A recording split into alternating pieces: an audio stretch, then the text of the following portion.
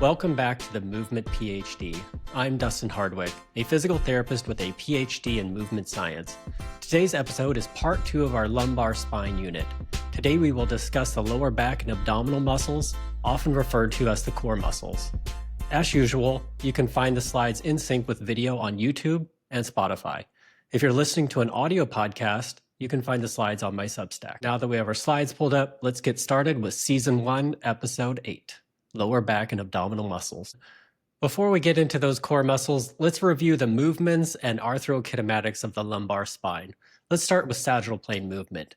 Remember, those facets are primarily in that sagittal plane.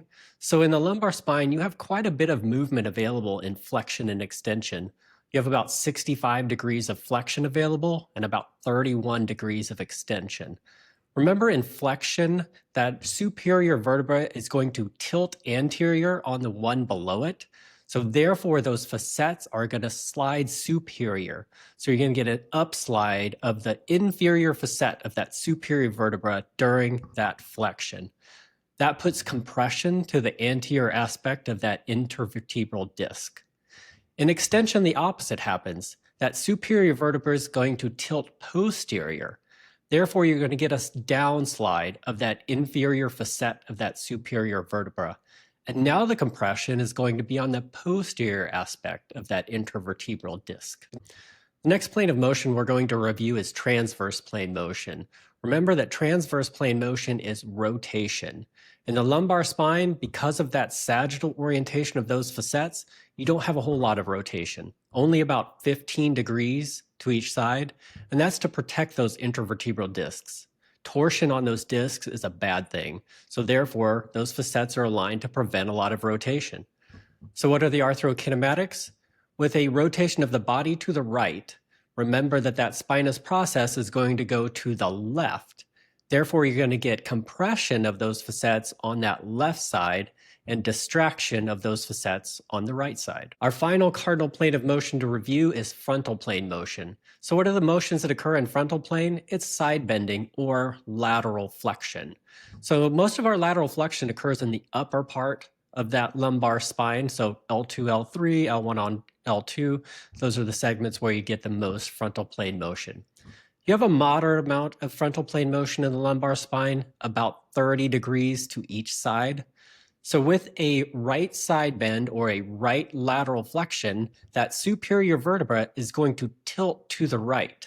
So with that tilting to the right of that superior vertebra, you're going to get a downslide on the right, and you're going to get an upslide on the left. So therefore, the compression on that disc is going to be on that right side. Let's start with the muscles on the anterior aspect of that core.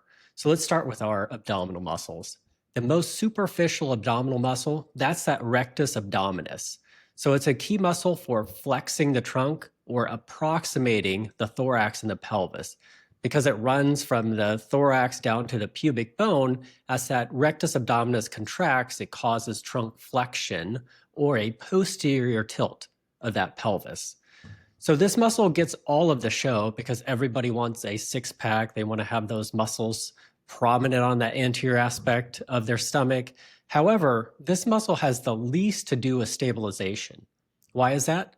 Because it's the furthest away from the spine. For a muscle to control the segments of the spine, it needs to attach close to that spine to do that, and the rectus abdominis is just too far away from that spine to provide a lot of stabilization. It's more of a phasic muscle, so it's involved when you need rapid or forceful flexion of that trunk or rapid or forceful posterior pelvic tilt. But for stabilizing that pelvis, for stabilizing that spine, this muscle has the worst line of pull to do that. So it's not a very good stabilizer. Working from most superficial to deepest, next up is our external obliques. The external obliques have motion in all 3 cardinal planes, so sagittal plane motion, frontal plane motion, and transverse plane motion. In that sagittal plane, when both sides of those external obliques contract at the same time, we get flexion of that vertebral column and a posterior tilt of that pelvis. Also, because they're on that lateral aspect of that core, as they contract, they compress and support that abdomen. So that abdominal bracing maneuver, the external obliques have a role in that.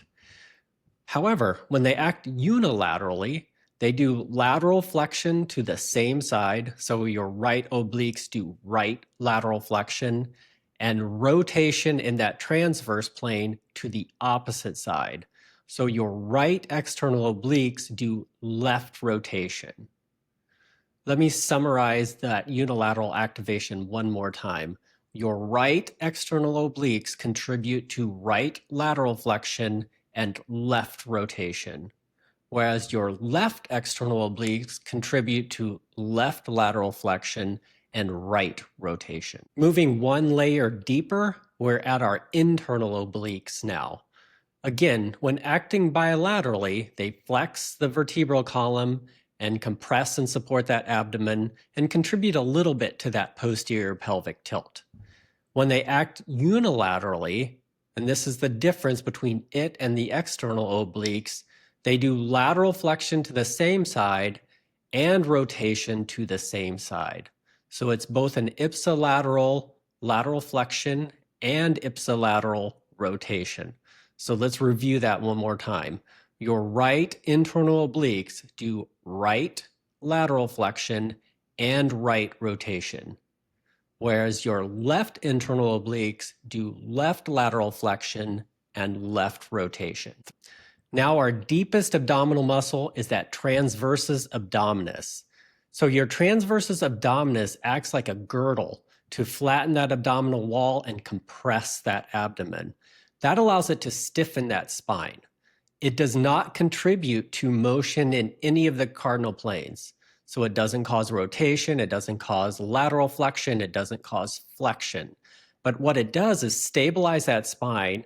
It also stabilizes that fascia around that abdominal cavity so that your other abdominal muscles can do their jobs. So it needs to activate first so the rest of those abdominal muscles can do their job.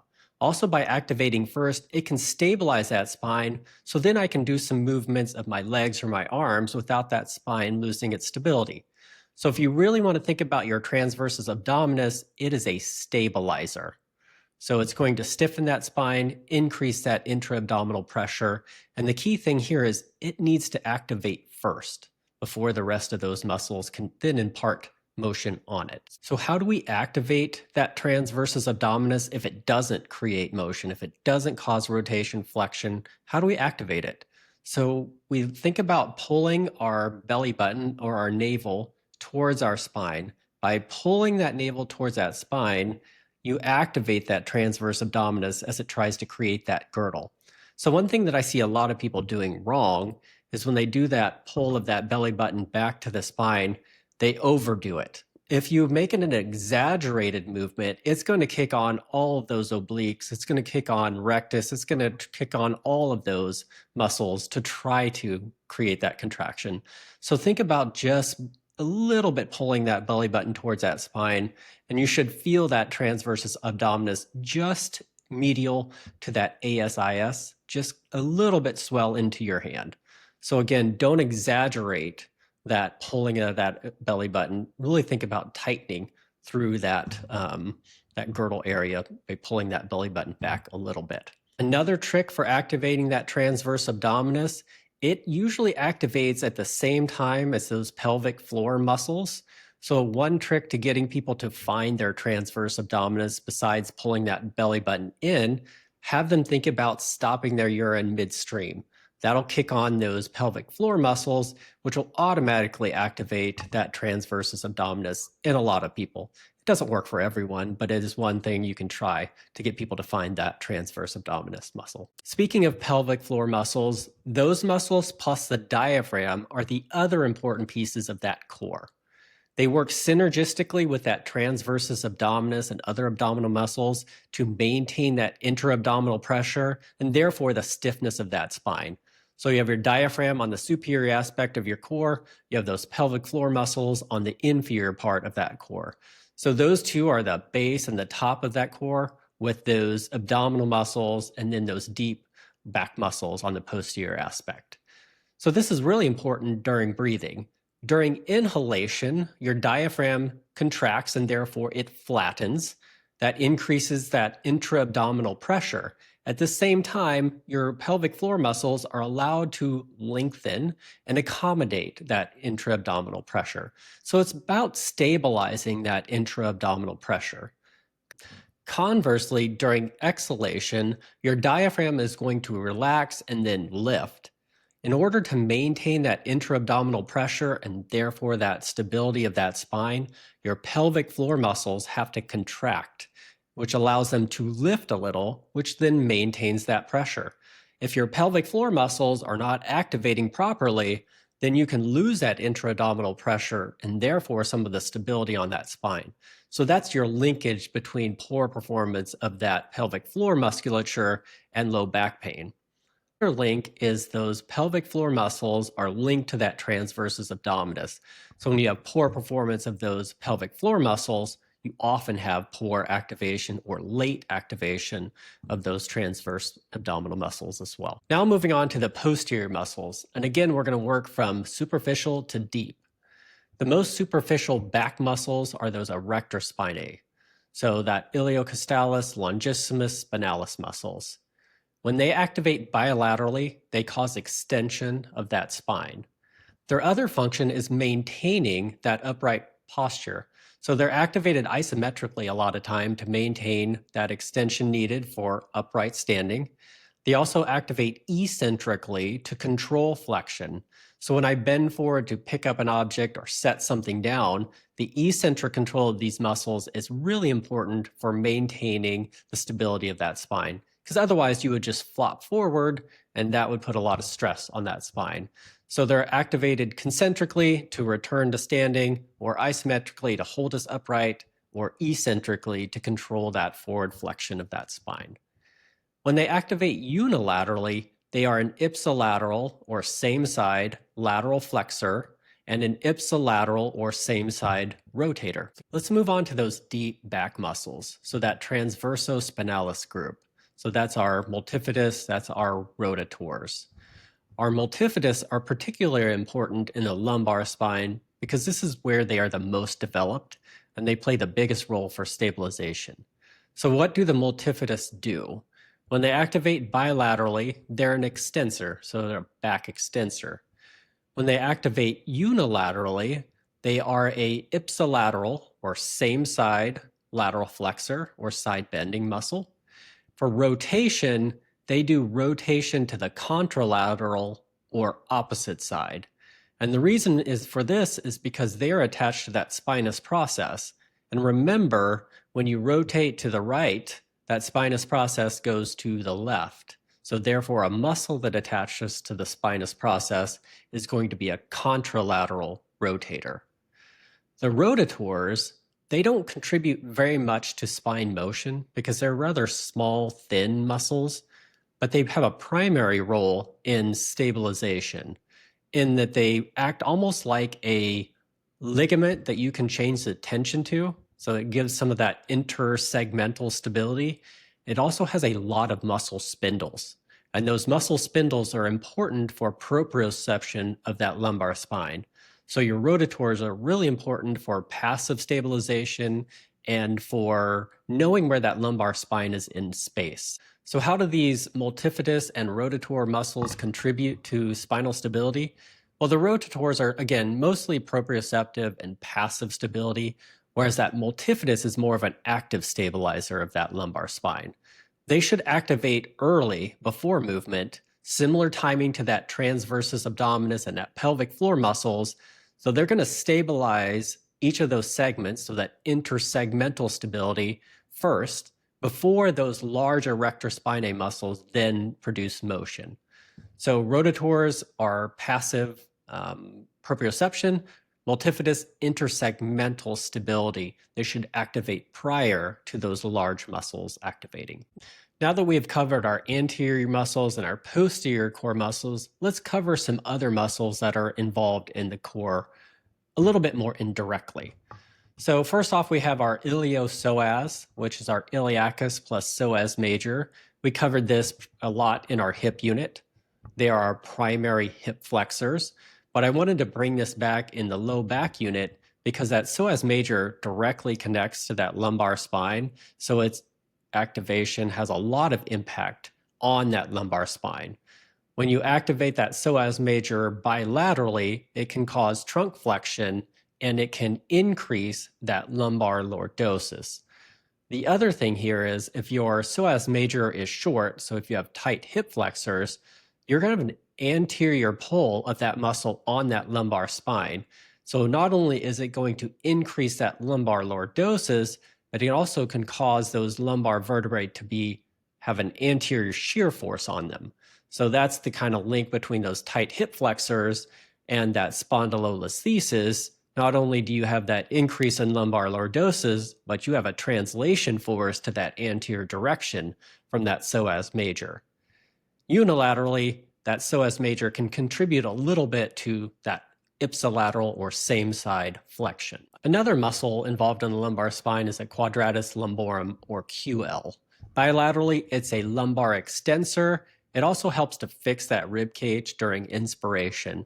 And unilaterally, it's a pretty powerful lateral flexor to that same side. Another muscle that has implication for the lumbar spine is that latissimus dorsi. Even though it's an upper extremity muscle, it has some implications for that lumbar spine. Bilaterally, it can help extend that lumbar spine, and unilaterally, it can do ipsilateral or same side lateral flexion. But what's important here is stiffness of that lat, or you have some shortness of that lat, has implications for the position of that lumbar spine. Because it is an extensor of that lumbar spine, if I have short lats, when I try to do some work overhead, my lumbar spine is going to extend to give into that lat. Therefore, if somebody has some pain in their lumbar spine when working overhead, I often want to check the length of that lat, because if they have short lats, they may be going into too much lordosis when doing overhead work, and that increase of extension could be the cause of their pain, whether it's from facet loading or whether it's because we're closing off those intervertebral foramen. So always check out lat length when people complain of pain in the lower back when working overhead. Now that we've talked about each of those muscles individually, let's talk about how they combine to create motion in that sagittal plane, that frontal plane, and that transverse plane. In the sagittal plane, when we have trunk flexion, that's going to be a combined activation of your rectus abdominis and your internal and external obliques. On that posterior aspect, when we have lumbar extension, that's going to be combined activation of that erector spinae, that multifidus, those latissimus dorsi, and also going to be that quadratus lumborum or that QL. In the frontal plane, if we do right lateral flexion, that's going to be combined activation of your right external oblique, your right internal oblique, and the right erector spinae muscles and that right multifidus, because all of those muscles are ipsilateral lateral flexors. If I do left lateral flexion, that's going to be our left external oblique, left internal oblique, left erector spinae muscles, and left multifidi. You could also add that ipsilateral quadratus lumborum to that as well. So right lateral flexion would be also that right quadratus lumborum. In the transverse plane, now things get a little bit more complicated because we have some muscles that are ipsilateral rotators and some muscles that are contralateral rotators. So if we have right rotation, we have our left external oblique and our right internal oblique on that anterior aspect. And we have our right erector spinae and our left multifidus on that posterior aspect. Conversely, for left rotation, we have our right external oblique and our left internal oblique, as well as that left erector spinae and our right multifidus. So let's review muscles that are involved in rotation as far as whether they're ipsilateral or contralateral. Our contralateral rotators is our external obliques and our multifidus. Our ipsilateral rotators is that internal oblique and that erector spinae group. We've talked about the muscles involved in creating rotation, but what's more important than that is preventing or slowing down rotation. This is a really important role of your obliques plus those deep transversus abdominis multifidus muscles. So it can do two things. It can either stop rotation by activating isometrically, or it can slow down rotation by activating eccentrically. Both of these are really important roles. So remember, again, that transversus abdominis and that multifidus, they have to fire first for the rest of the abdominals to do their job. And then those obliques are going to fire afterwards to either prevent or slow down that rotation. Let's go through an example here of a rotary force acting on a body and what muscles oppose that. Let's assume that there's an external force that's trying to rotate my body to the right. So I could be doing a Pallof press where I'm holding my arms in front of me and the band is pulling me to the right, is one example of that. So what are the muscles that's going to either prevent or slow down that rotation? Well, it's going to be the muscles that are involved in left rotation. So to prevent me being rotated to the right, I would need my right external oblique and my left internal oblique. I would need my right multifidus muscle and my left erector spinae muscles. Because I have an external force trying to rotate me to the right, therefore I need my muscles involved in left rotation to either prevent that by activating isometrically or to slow that rotation by activating eccentrically. We've been talking about this throughout, but let's review stabilization when we're just trying to stabilize that core against an outside force. So the muscles that are primarily involved in that is going to be your TA, transversus abdominis, multifidus, and that pelvic floor and diaphragm muscles. They're going to stiffen and stabilize that spine by increasing that intra-abdominal pressure and therefore putting a stiffening force on that spine. So in the case of a plank, if you're on your hands or your forearms and your feet, gravity is trying to pull you into lumbar extension or collapsing through that lumbar spine so that all those muscles have to activate first to brace it. So TA, multifidus, pelvic floor, and that diaphragm, and their concerted action during inhalation and exhalation. Therefore, we stiffen that spine.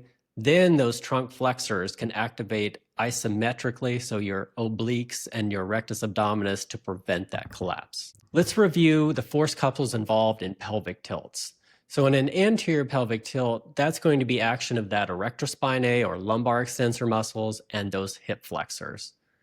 If we have a postural defect of an increase in anterior pelvic tilt, then it means that that erector spinae and those hip flexors are probably pretty short. It also means the muscles that oppose that, such as our abdominals, are not doing their job. In a posterior pelvic tilt, that's a force couple of those hip extensors plus those abdominal, specifically that rectus abdominis. So if you have somebody with a posterior pelvic tilt as a postural defect, they might have shortness of those hamstrings, those hip extensors, and shortness of that rectus abdominis or those abdominal muscles. Another review from our hip unit is that synergistic action of the abdominals and those hip flexors. So if I'm laying on my back and I want to do a leg raise, I first have to activate those abdominals, TA first, then the rest of the abdominal muscles to stabilize that pelvis before I lift that leg. If I don't do that, as I lift my leg, it's going to pull my pelvis into an anterior pelvic tilt, which is going to increase that lumbar lordosis, put stress on those posterior aspect of the spine. Also remember that that psoas major attaches to the vertebral bodies of that lumbar spine. So if I activate that psoas major without first bracing through my abdominal muscles, it's going to pull those lumbar spine bodies forward. So that's going to be anterior shear plus an increase in lordosis.